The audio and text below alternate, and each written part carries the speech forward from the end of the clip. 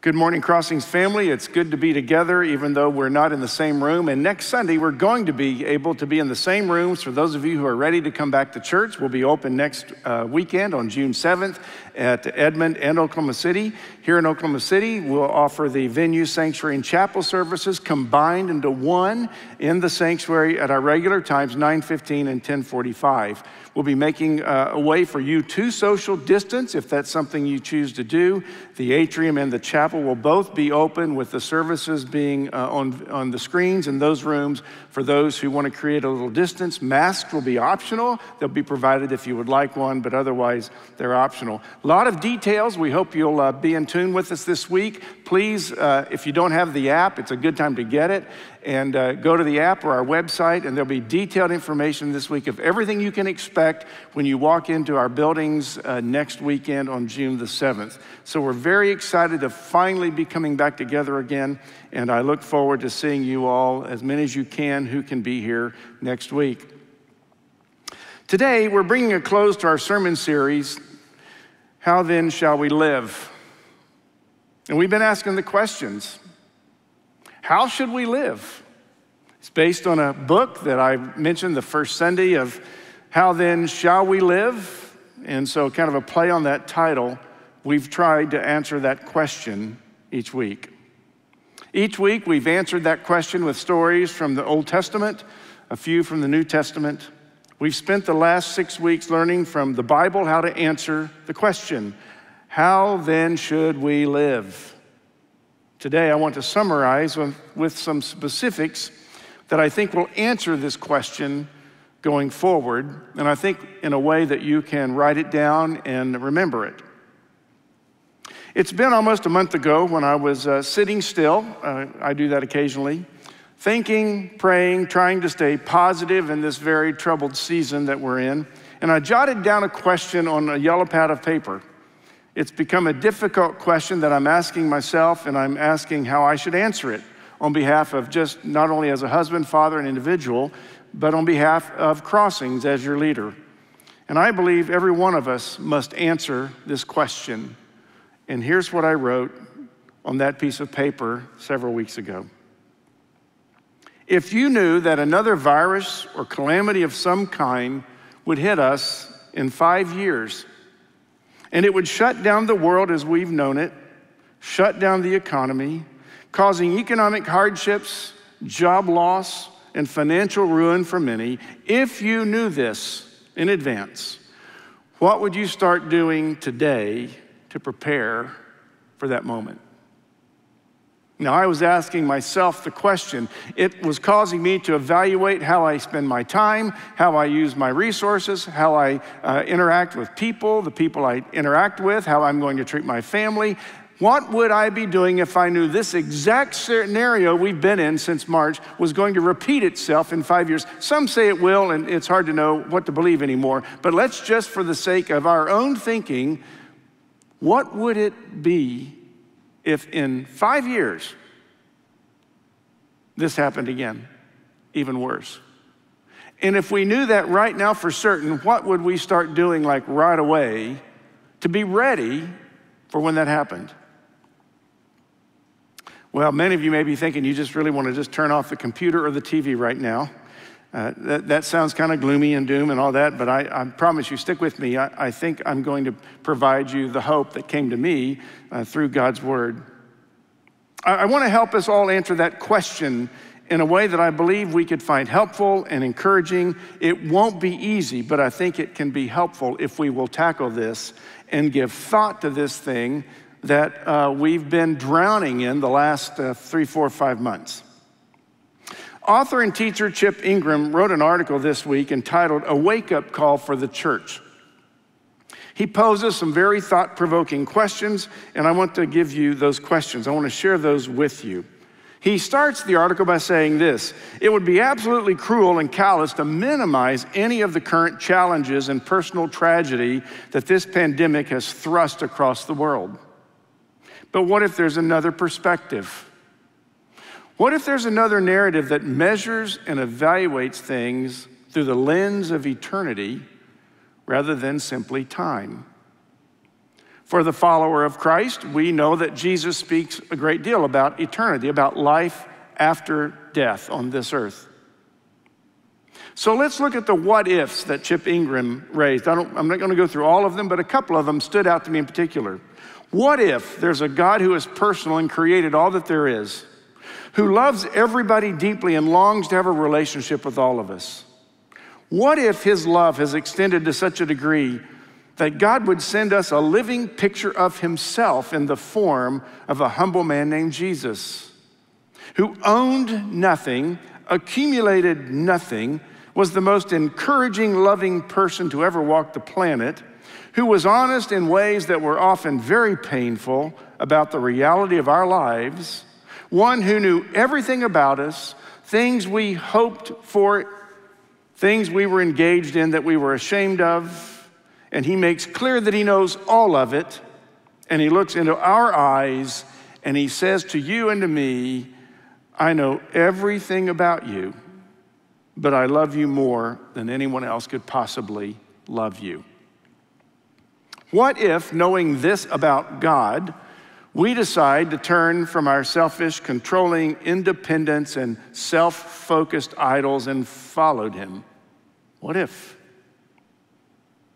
What if violence and corruption and injustice and greed and power and immorality and neglect of the poor and racism, what if God allowed an evil virus to push the global pause button that would then cause us to take a hard look at how we live our lives and the attitudes we carry in our minds?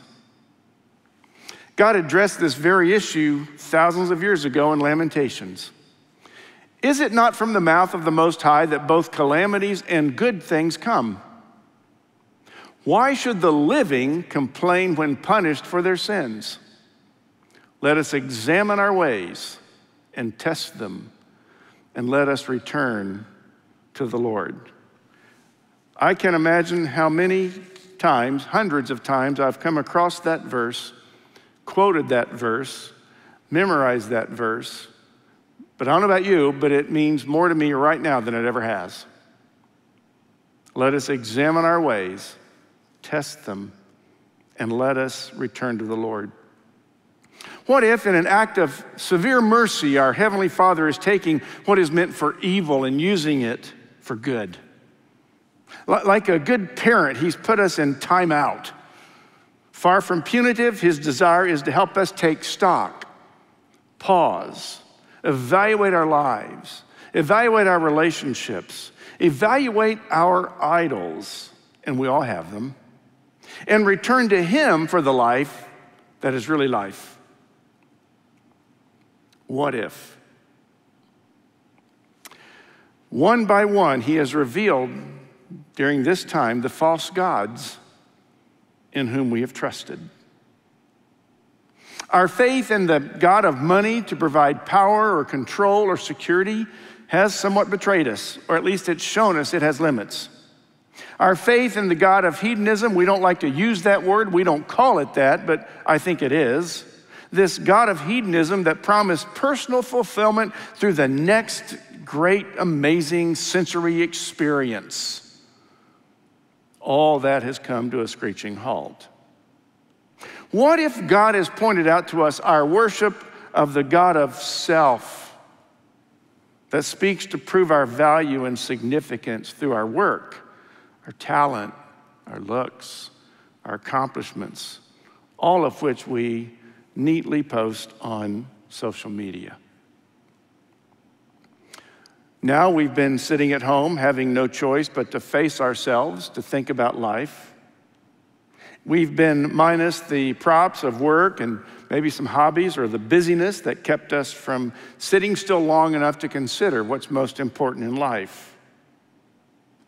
C.S. Lewis once said, God whispers to us in our prosperity and shouts to us in our pain. And you know as well as I do, this is very true.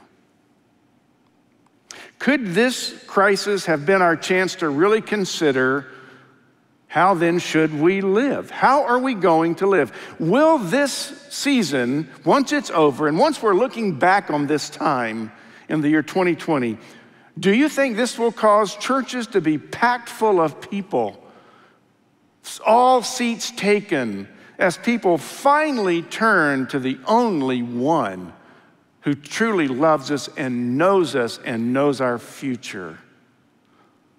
The one who has promised to walk with us into the unknown, the unpredictable future. Will this cause us to take a much closer look at the life that Jesus has called us to live? Will this call us to take more serious the call of Jesus to love one another, to love and value everyone? I was with a local leader this week who's in our church, Jonathan Small. He made a great comment to me about this whole issue of racism, and it's a big issue, and we need to face it, and we need to face it like we've never have before. But he said at the bottom line, really, it's not racism, it's sin. And he's right. Maybe it's time for us to pray, humble us, bring us to our knees. Oh God, we are so afraid. We've realized that our greatest strengths are gifts from you, but they also have limits. How then should we live? I've got 5 simple things I want you to consider. 5 statements. There could be many more, but I've narrowed it down to these 5 quick statements that I believe help us put an end to this series, kind of to begin to launch the new series, but then to be able to think very clearly as time goes on through the summer about some things we have learned. So how then should we live? First, let's get clear about what you believe. Get real clear and get honest about it.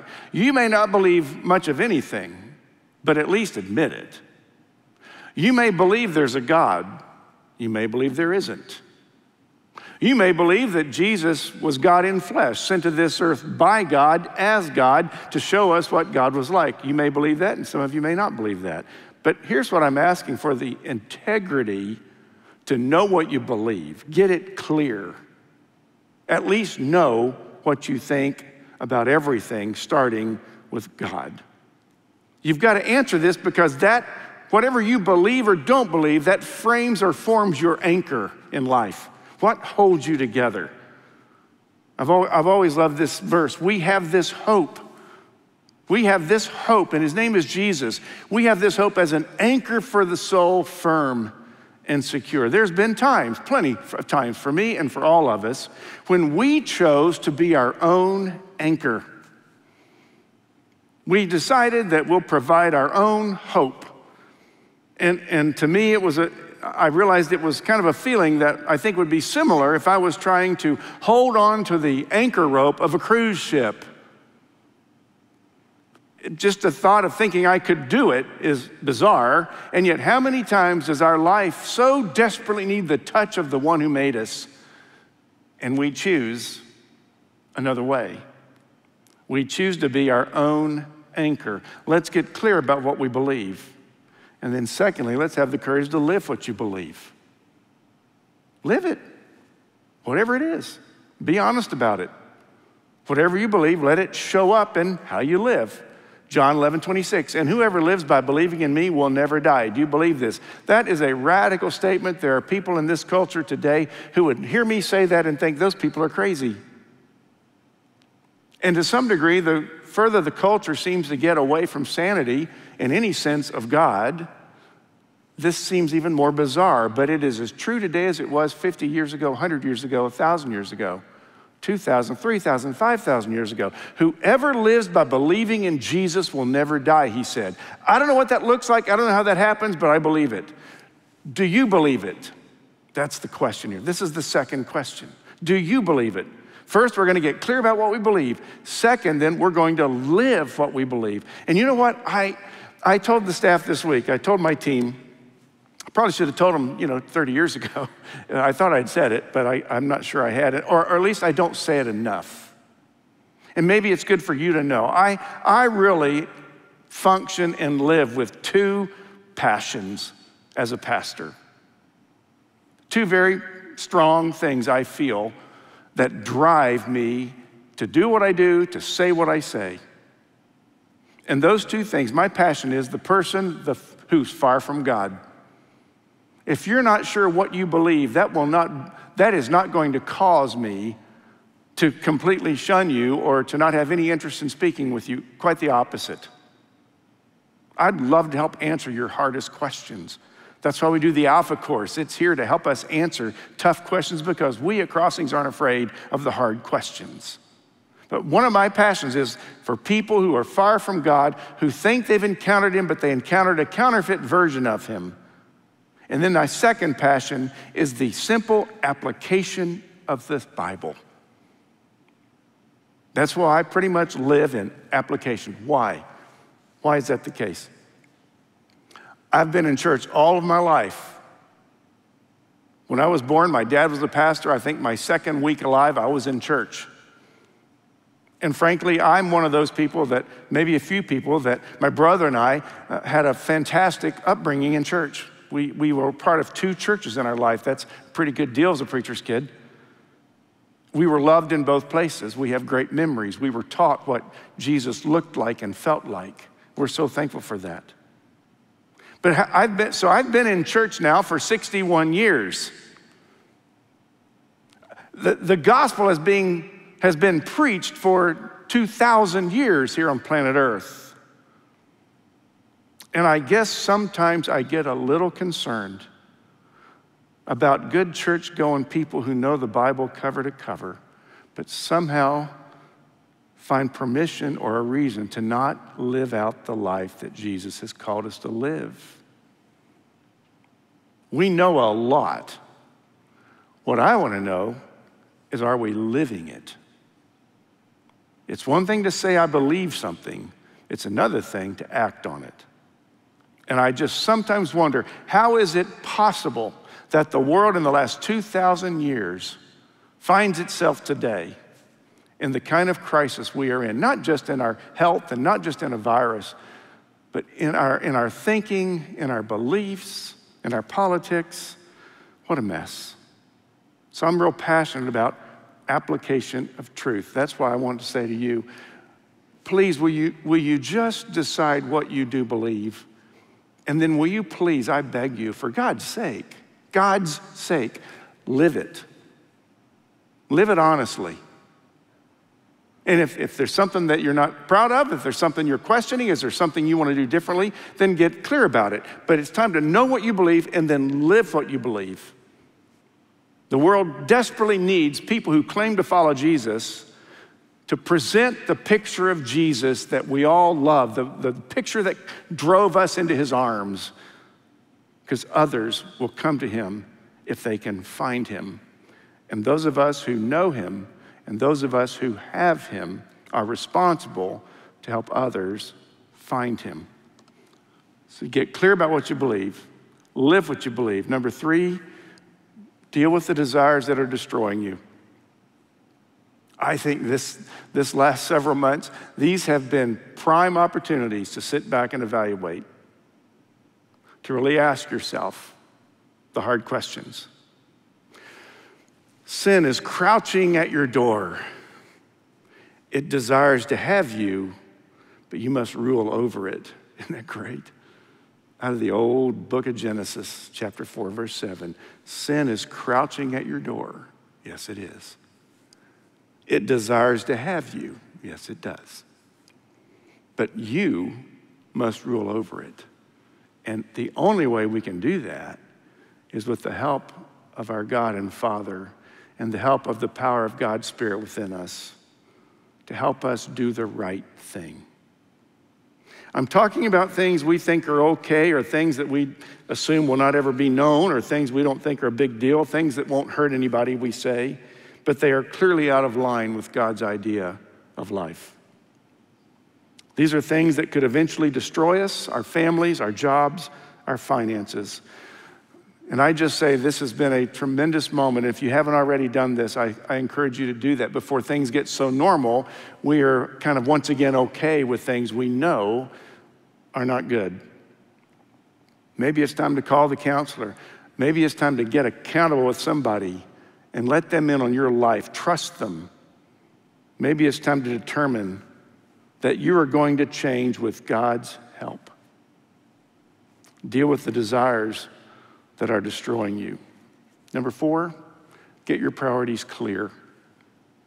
This has been especially big for me. It's been a big issue for me in this season of really finding myself living in a way that I think, this really is the way we should be doing things all the time. Yet we've been forced into doing some of these things during these last several months.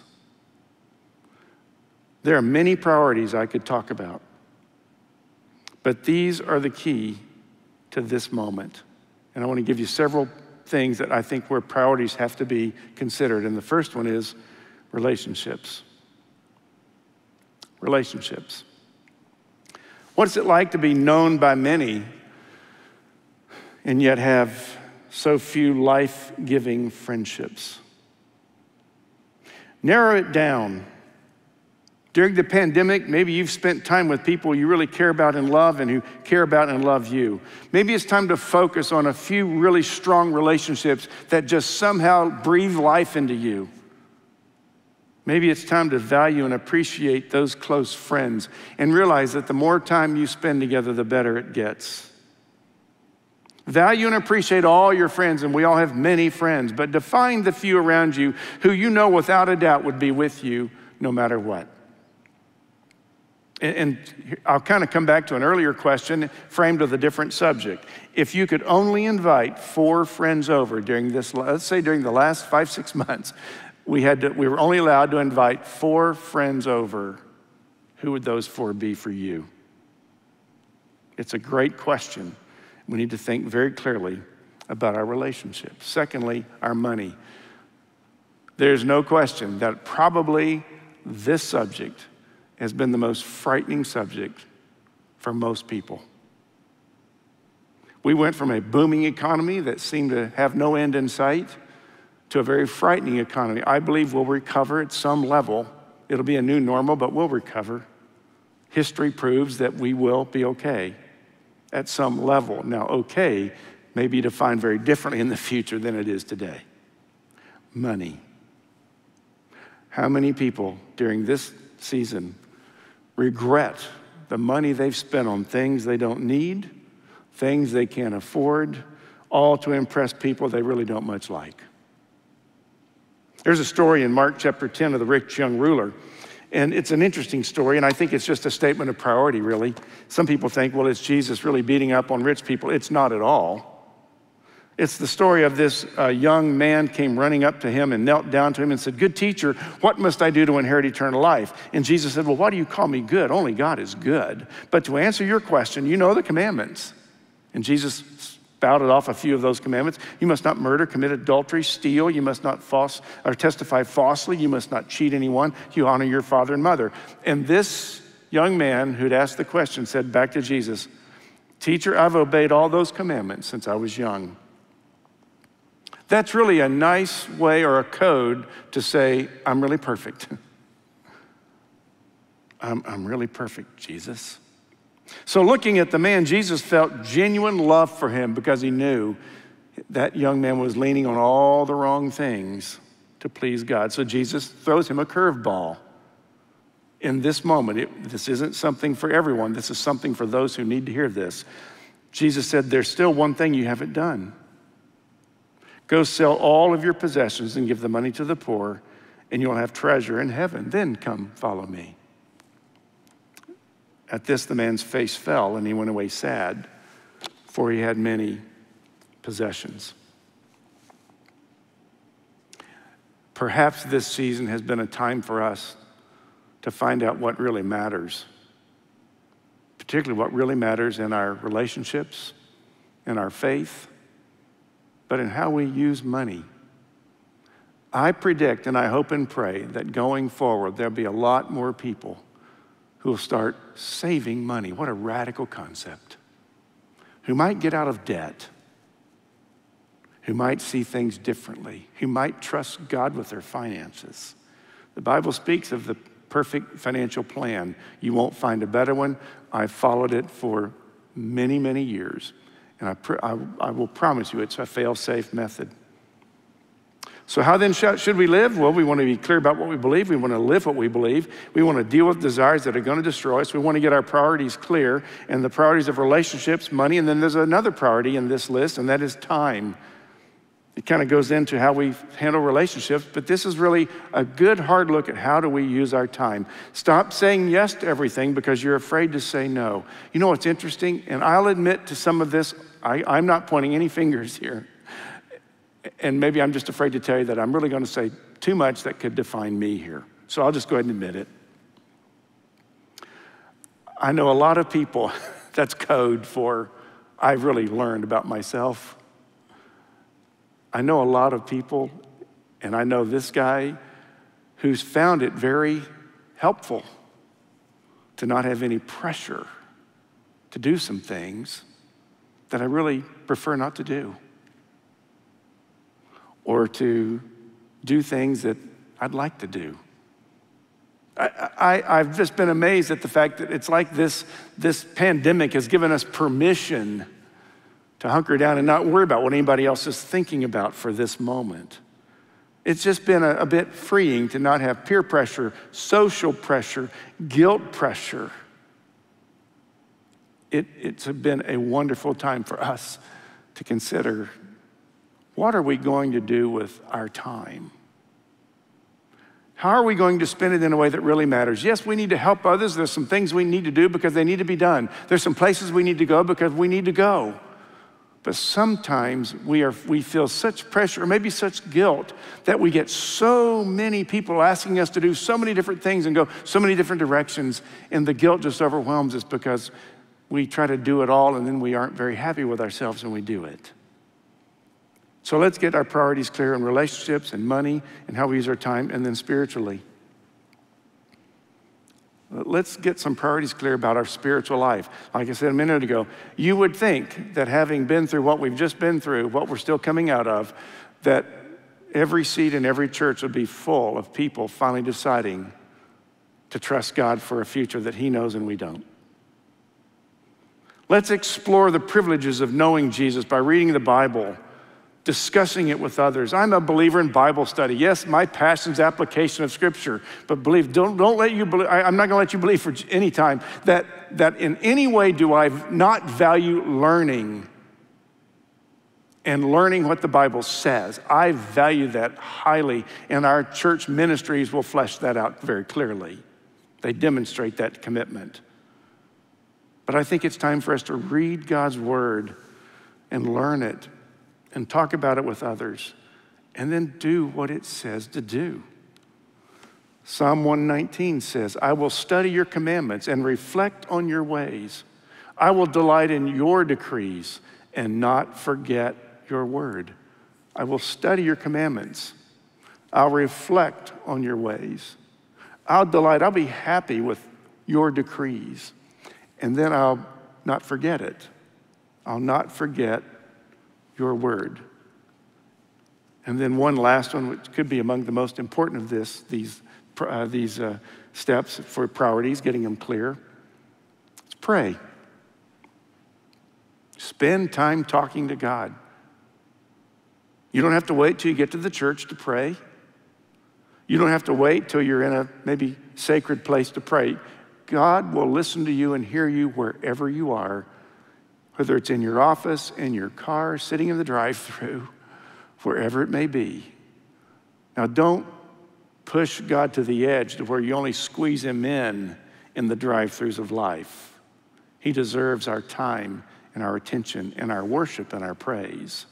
But I'm saying, talk to God. This new series will start next week, Habitudes.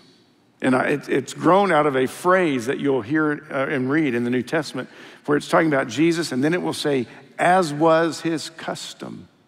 We're going to look at what were those customs. What was so important that Jesus did them consistently over and over again. Let's get our priorities clear with our relationships, our money, our time, spiritually, and in our prayer life where we do spend time listening to and talking to God. Confess your sins to each other and pray for each other. Now, I can say that in this church. There's churches I wouldn't say much more on this.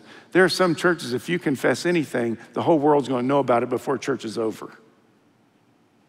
And we're not a perfect church, but one thing I love about our church is we are good with admitting to other people that we've been down a path similar to the one they're on. We're not proud of it, but God helped us out of it, and because God helped me out of my mess, I'm going to help you out of your mess because I've been there. Confess your sins to each other and pray for each other. Look at this. Don't worry about anything. It's like, really? We're on the tail end of a pandemic and we're being told, don't worry about anything? Yeah, that's what the Bible's saying to us. Don't worry about anything. Instead, pray about everything. Tell God what you need. Thank him for all that he's done. Our greatest privilege, I believe, is prayer. Talking to the one who made us, who knows us, who loves us, who forgives us. Let us examine our ways and test them, and let us return to the Lord. There are some words that were written almost 40 years ago. I've loved them ever since, and it seems like the older I get, the more important they become to me. Gloria Gaither wrote a song called I Then Shall Live.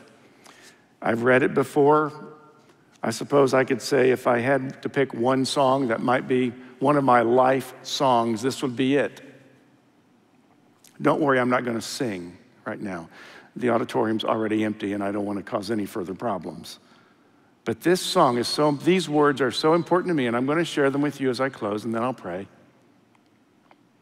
Kylie Eddington's an artist, and she painted 3 canvas frames for me with these words. They hang in my study here at the church. I want you to consider these words as I read them. I want you to think through everything I've said to this point that I felt God wanted me to say. I want to remind you that if you would like to talk, if you're ready to have a conversation about how do I do this, then let us know. You can do that through the connection card again. You can send us an email. You can let us know on the app. We will respond if you're ready to talk. If you need something, we really do want to be available to you, whether you've been to this church or not. So after I read these, I will pray. But think of these words very carefully as I close. I then shall live as one who's been forgiven. I'll walk with joy to know my debts are paid. I know my name is clear before my Father. I am his child, and I'm not afraid. So greatly pardoned, I'll forgive my brother. The law of love, I gladly will obey.